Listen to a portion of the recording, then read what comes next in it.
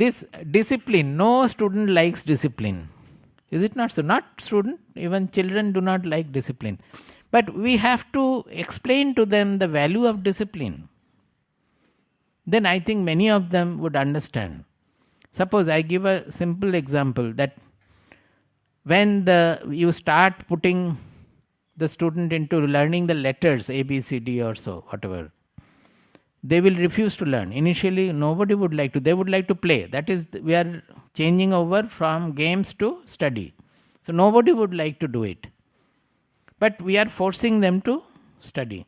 Now, after he has learned the letters, learned the words, then grammar, the literature, etc., you find them in another different world when they are throughout the day they would like to lie and read some horror or detective or any kind of a story book there.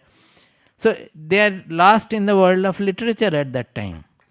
Now at that time, if you ask that suppose we had not forced you to learn the letter and the grammar and the language, would you have enjoyed this freedom in the world of literature?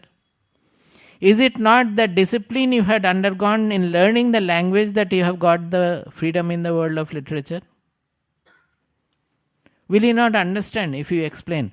So, not only about studies, about everything. Suppose you want the freedom in the world of music.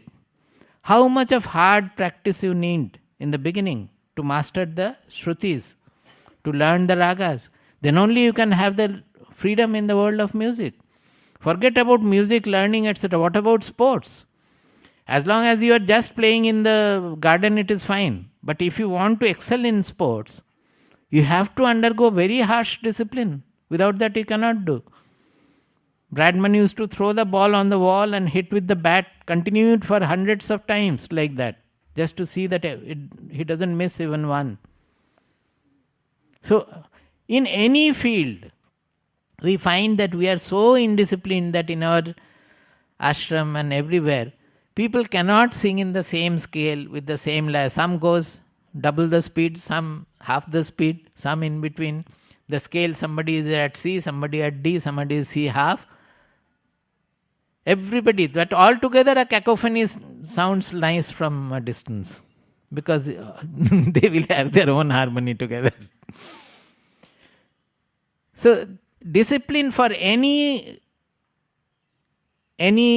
freedom, or to say any mastery or excellence, without discipline nothing can be done. So we have to train our students also, again through approach, through knowledge, that this is what it is. You can give your any number of examples regarding this. That unless they undergo the discipline, what are they going to do?